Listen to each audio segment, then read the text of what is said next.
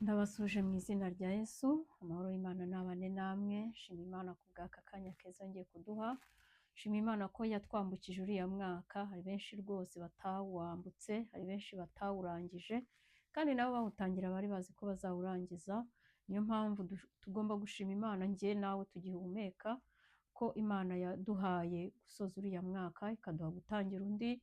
Ariko kuwutangira nabwo biradusaba kuba maso, kuko icyahize abandi bose n'ubu ntaho cyagiye. Satani nawe yarawambutse, umwaka yawinjiyemo 2026. Rero dukomeze tube maso, twegere Imana kugira ngo nawo tuzawusoze amahoro. Imana ibaho umugisha.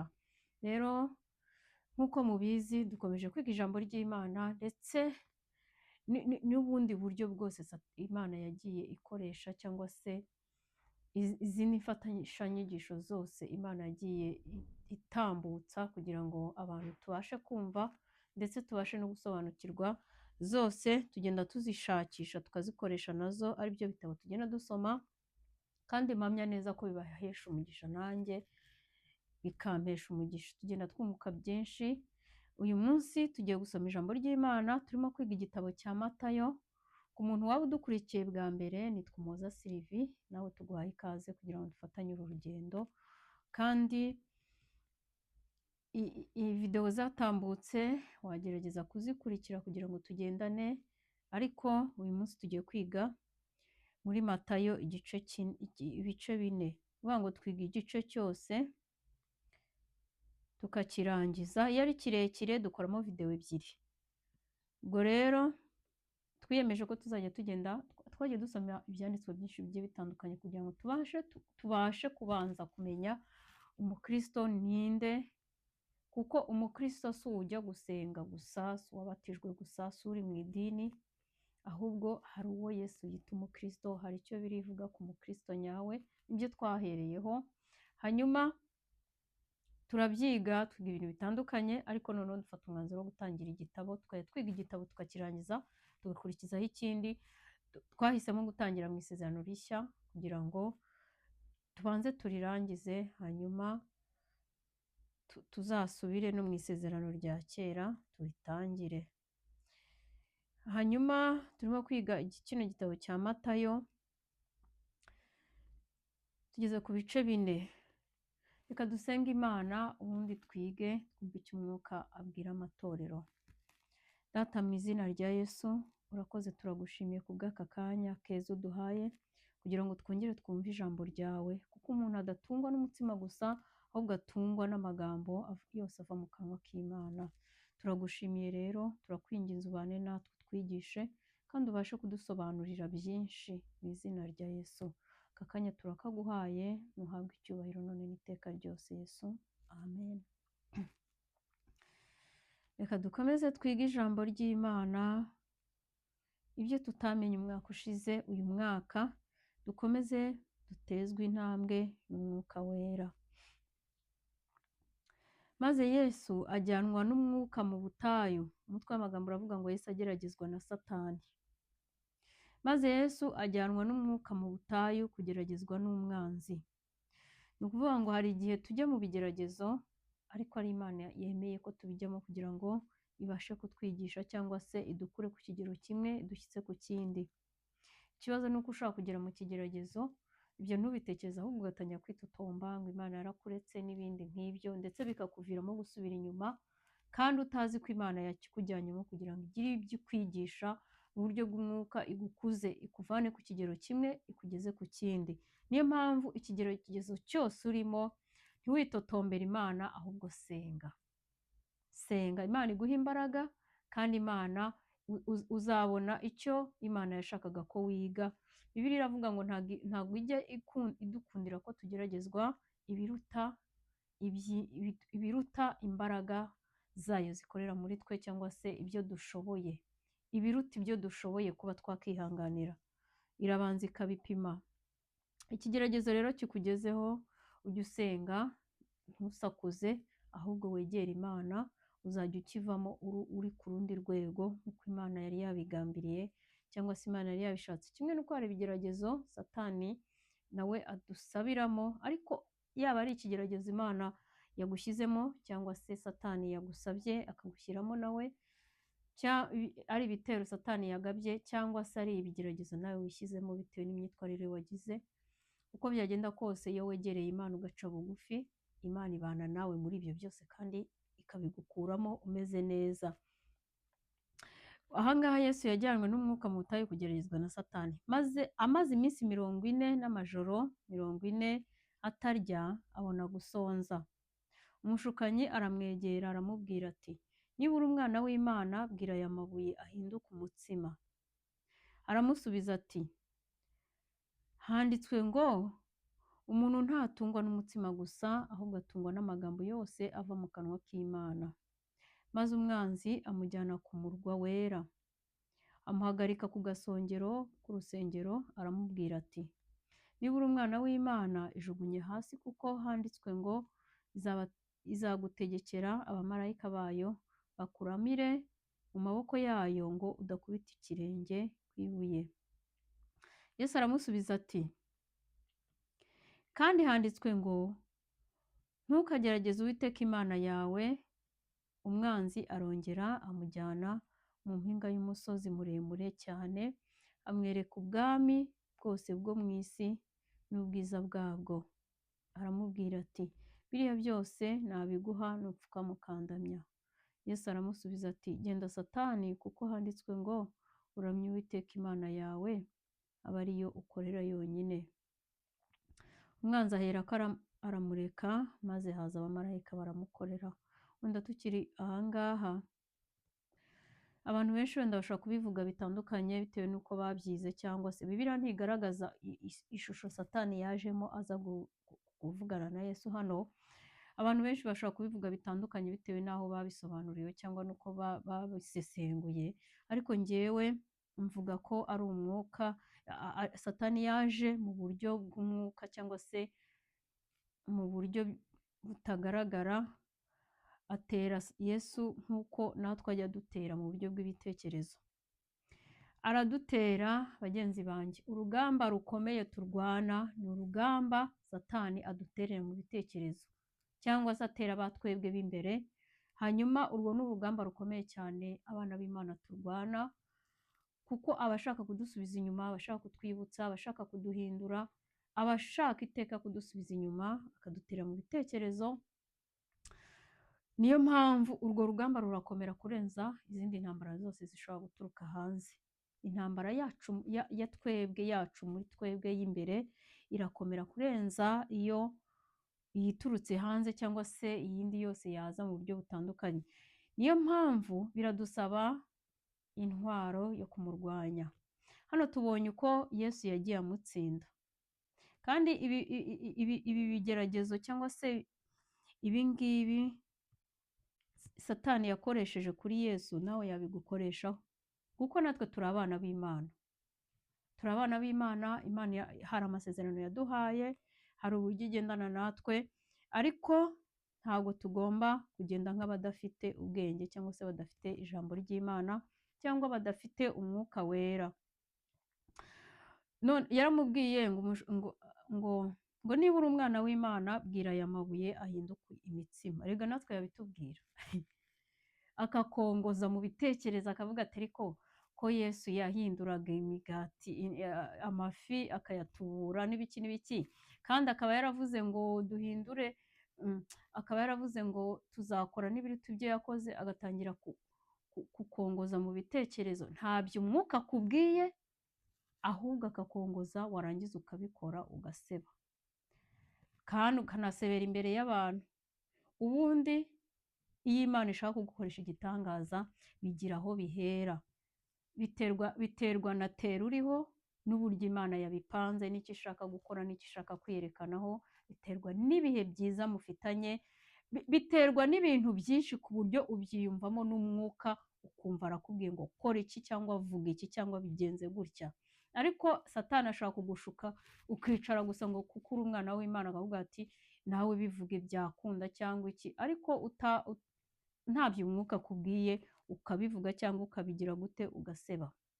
Rero tuba tugomba kwitonda, Satani ntagashake kudusebereza imbere y'abantu, ngo ni ukuri umwana w'Imana. Imana yashatse gukoresha igitangaza yakigukoresha, ariko uba ugomba kwitonda ukumva niba ukumva ijwi wumvishe niba koko ari ijwi ry'Umwuka Wera, kugira ngo utaza guseba. Byose bijyana n'ubusabane ufitanye n'Imana.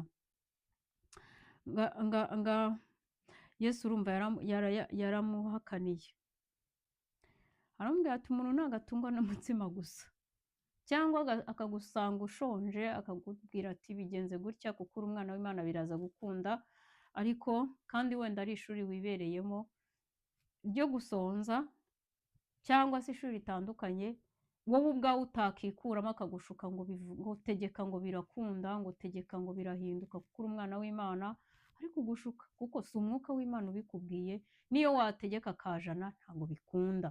Niyo mpamvu tugomba kwitonda tukagendana n'Imana neza, kuko amajwi rimwe na rimwe Satani nawe azana amajwi ye, tuba tugomba kumenya iri jwi rivuye he, iri jwi ninde urizanye, bitewe n'ibiwuhagazemo ubasha kumenya uvuze uwo ari we.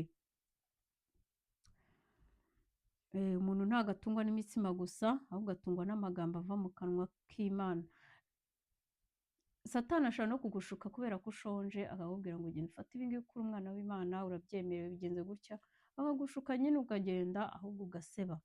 Maze umwanzi amujyana ku murwa wera, amuhagarika ku gasongero k'urusengero, aramubwira ati niba uri umwana w'Imana ijugunye hasi, kuko handitswe ngo izagutegekera abamarayika bayo bakuramire mu maboko yayo ngo udakubita ibirenge ku ibuye. Yesu aramusubiza ati kandi handitswe ngo ntukagerageze Uwiteka Imana yawe. Ni ukuri Bibiliya iravuga ngo byose turabyemerewe, ariko ntabwo ariko byose bidufitiye umumaro.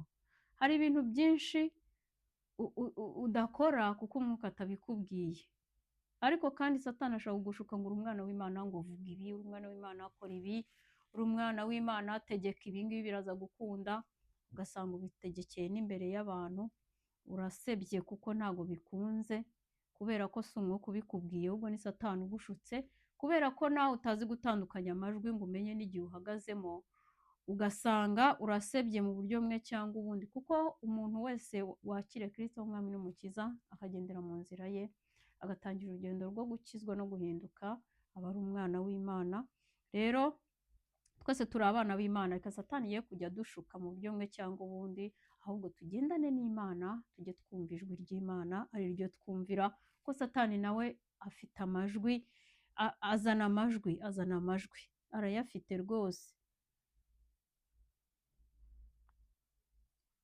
Yesu aramusubiza ati ntukagerageze Uwiteka Imana yawe. Hari ibintu ushobora kubamo kandi ubifiteho ububasha mu buryo bumwe cyangwa ubundi, ariko ntubikore kubera ko hari irindi jambo nanone uhagazemo ribikubuza cyangwa se rikuyobora. Niyo mpamvu dukwiye nyamuneka kugwiza ijambo ry'Imana muri twebwe kugira ngo tubashe gutsinda Satani. Njyewe ndabikubwira nanjye mbyibwira, kandi umwuka w'Imana arabituyobora ndetse aranabidutegeka nk'abana b'Imana. Ntabwo twashobora gutsinda Satani tudafite ijambo ry'Imana rigwiriye muri twe. Imana yo mu ijuru idushoboze. Umwanzi arongera amujyana mu mpinga y'umusozi muremure cyane, amwereka ubwami bwose bwo mu isi n'ubwiza bwabwo, aramubwira ati biriya byose ndabiguha nupfukama ukandamya. Yesu aramubwira ati genda Satani, kuko handitswe ngo uramye Uwiteka Imana yawe, aba ariyo ukorera yonyine. Umwanzi aherako aramureka, maze haza abamarayika baramukorera. Bishatse kuvuga iki? Muri iyi minsi Satani arimo arereka abantu ubutunzi n'iby'isi, akabereka uburyo ari byiza, akabereka ubwiza bwabyo n'uburyohe bwabyo. Abenshi bagahemukira Imana, bakava ku Mana, bagatana, bakava mu nzira bari barimo kubera iby'isi, kubera ubutunzi, kubera kureba ngo runaka ko abifite, uriya arasenga, biriya bimeze gutya, ukinjira mu bintu utakabaye winjiramo kubera gukururwa n'irari ry'iby'isi cyangwa se n'irari ry'ubutunzi. Kandi ni ukuri urukundo rw'iby'isi ni umuzi w'ibi byose, cyangwa se urukundo rw'amafaranga, byose ni kimwe. Iby'isi byose urebye bikunda kuba bishorewe n'amafaranga, ni umuzi w'ibibi byose. Satani nakuyobya inzira akakujyana mu murongo w'iby'isi cyangwa se wo gukunda iby'isi ndetse no kubirarikira, ndakubwiza ukuri uzaba watannye inzira, winjiye mu nzira yo kurimbuka. Niyo mpamvu tugomba kuba maso, niba ari n'umugisha Imana iguhaye ukamenya ngo ni Imana iwuguhaye, ukamenya uko uwugendamo, ukamenya uko uwukoresha, ukamenya uko uwugendamo, kandi Imana nayo ikawubonamo inyungu mu izina rya Yesu. Hanyuma ukagwiza imbaraga zo kugenda hejuru y'ibyo bintu, kugira ngo bitaza kugutegeka, bitaza kukuremerera bikagutegeka, ukava mu buntu bw'Imana. Kandi benshi bava mu buntu bw'Imana bagakomeza bagasenga, bagakomeza bakaririmba, bagakomeza bakadiyakona, bagakomeza bagashumba, rimwe na rimwe ntibanamenye ko ubuntu bw'Imana bwabavuyeho kubera iby'isi cyangwa se kubera irari ry'iby'isi. Imana yo mu ijuru rero idufashe kuba maso kugira ngo tujye tubasha kumenya ibintu byose Satani azanye imbere yacu, tumenye agambiriye iki cyangwa bishobora kutwerekeza he nyuma y'uyu munsi cyangwa nyuma y'icyo gihe. Yesu yigishiriza i Kaperinawumu. Yesu yumvise ko babohesheje Yohana, aragenda ajya i Galilaya, yimuka i Nazareti atura i Kaperinawumu, umudugudu uri ku nyanja mu rugabano rwa Zebuloni na Nafutali, ngo ibyavuzwe n'umuhanuzi Yesaya bisohore ngo, mu gihugu cya Zebuluni na Nafutali, hafi y'inyanja, hakurya ya Yorodani y'i Galilaya y'abapagani, abantu bari bicaye mu mwijima babonye umucyo mwinshi, kandi abari bicaye mu gihugu cy'urupfu no mu gicucu cyarwo bamurikirwa n'umucyo. Yesu ahera ubwo atangira kwigisha avuga ati, mwihane kuko ubwami bwo mu ijuru buri hafi. Ahangaha nibyo twavugaga hariya hejuru. Urabona Yesu yumvishe ko babohesheje Yohana arimuka. Mu by'ukuri yagombaga kuguma hariya kuko igihe cye kitaragera, nta muntu n'umwe yagombaga kumukoraho cyangwa kumuvuga, ariko kugira ngo adateza imvururu nawe baje kumuhiga, kuko nawe urumva nibwo yari atangiye umurimo, kandi we yakoraga n'ibitangaza biruta n'ibya Yohana, ibyo byose byamamara, ariko yahise yimuka kugira ngo ibya Yohana bibanze bive mu nzira, adahita ateza izindi mvururu, ibintu bikaba akavuyo, arimuka. Yari afite ubushobozi bwo kuhaguma, ariko haranditswe ngo ntukagerageze Uwiteka Imana yawe. Mu by'ukuri tuba tugomba kugira ubwenge, niba umwuka akuyoboye ngo bigenze gutya, ukabigenza gutyo nyine, kubera ko uri kumwe nawe. Ni iby'ingenzi ko twegera Imana tukajya tuyoborwa nayo, ntituyoborwe n'amakonfidensi adafite icyo ashingiyeho, ngo turi abana b'Imana, ngo tubigenze gutya. Hari igihe uturana n'umurozi, Imana ikakubwira ngo imuka, ariko wowe ugahagarara mu kuntu wowe wiyumva kandi bidafite ishingiro, bitayobowe n'umwuka. Gute nimukira umurozi? Umurozi agomba kunyimuka, umurozi niwe ugomba kwimuka. Imana irabishoboye gufata uwo murozi akaba ari we wimuka, ariko niba yakubwiye ngo imuka, umvira Imana, umvira umwuka, biruta byose, biruta ko wumva ko imbaraga z'Imana yacu ziruta imbaraga za Satani, cyangwa se ziruta imbaraga z'abarozi n'umwami wabo. Ariko kumvira ni byiza, biruta ibitambo. Kugendana n'Imana tuyumvira ibyo byiza, nibyo bifite umumaro.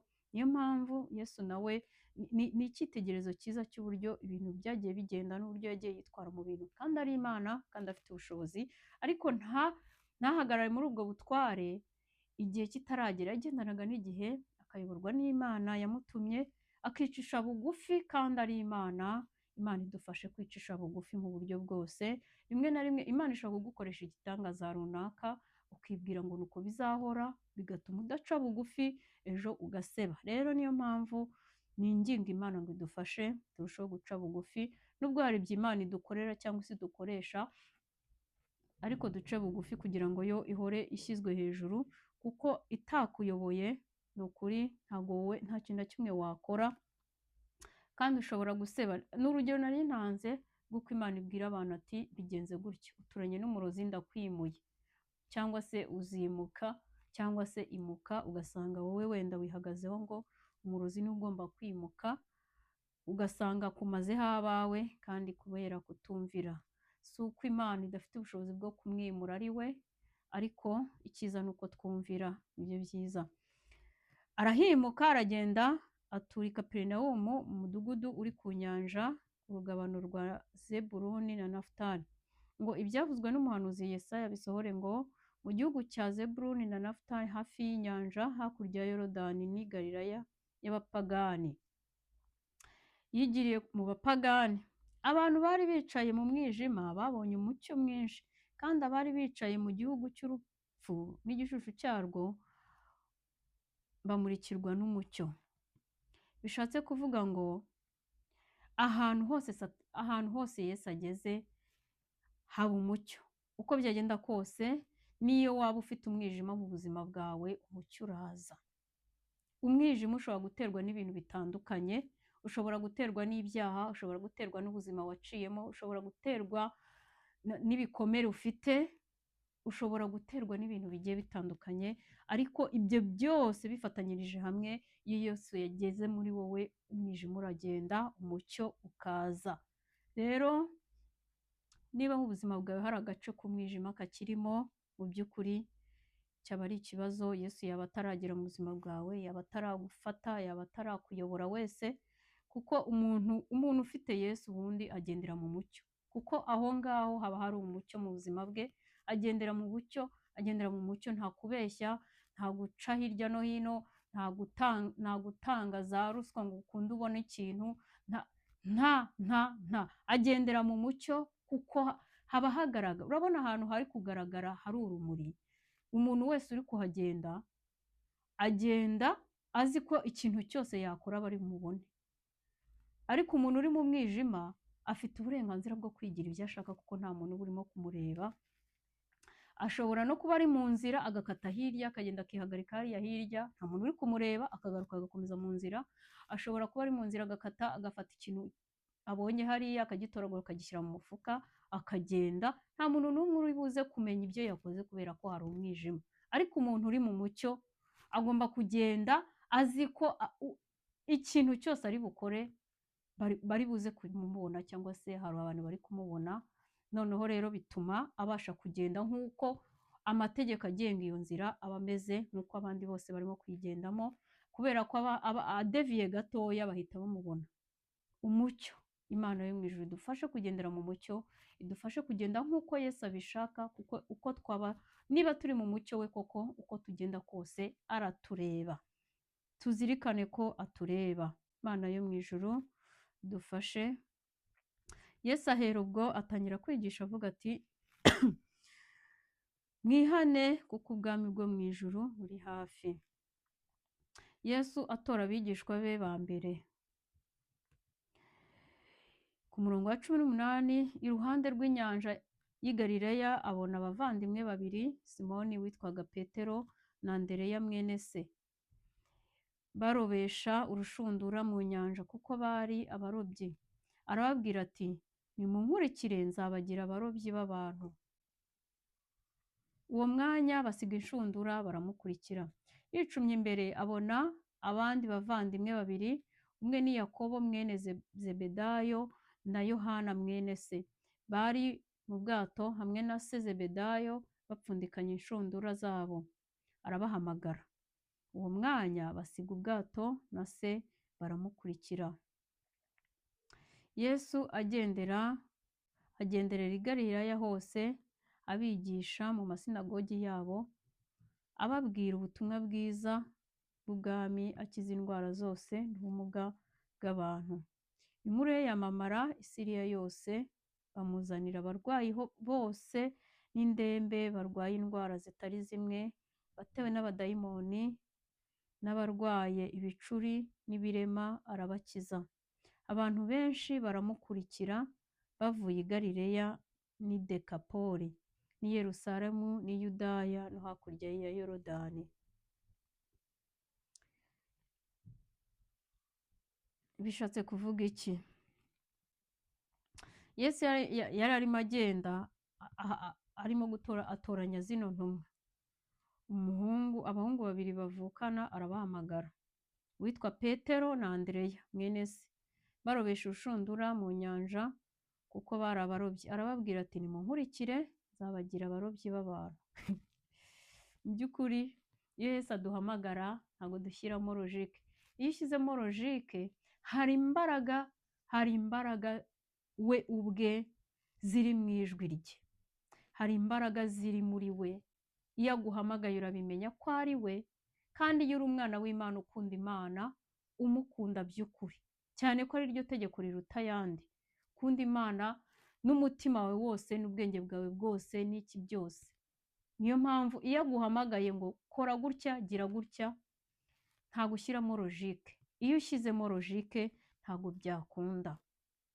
Twese iyi mihamagaro dufite, iyo dushyiramo logike ntabwo byari gukunda, kuko dufite ibintu byinshi, inshingano nyinshi, ibintu byinshi uvuga ngo nakabanje gukora ibi kugira ngo byibura nindangiza kwiga, ndangiza ibi n'ibi mbishyize ku ruhande, wenda nzahaguruke wenda ngire ibyo nkorera Imana, cyangwa se nkomeze nkore nk'uko nakoraga. Ugasanga ko nta n'umwanya ufite, ugasanga ntibyoroshye, ugasanga nta bushobozi ufite, ukavuga si ibintu nzabishobora, ibi bintu ko ntabizi, ibi bintu nzabikora gute? Ariko imbaraga z'Imana iyo ziguhamagaye bikajyana n'urukundo ukunda Imana, uritaba nta logike, kandi iyo iguhamagaye ikwereka icyo ukora ikanagushoboza. Aba bantu nta logike bashyizemo, bashoboraga kwibaza ibintu byinshi nk'ibyo nawe wibaza. Kwa kundi ijya iguhamagara ngo ngwino unkorere, bigenze gutya, kora gutya, ako gafu ka nyuma usigaranye tuzabisanga mu isezerano rya kera, aho uriya mupfakazi bamubwiye ngo agafu ka nyuma asigarane, uriya muhanuzi yamubwiye agafu ka nyuma asigaranye akazane, kandi ariko ka nyuma yari afite. Aramubwira ngo ugenda ubanze umvugireho akanjye ukanzanire.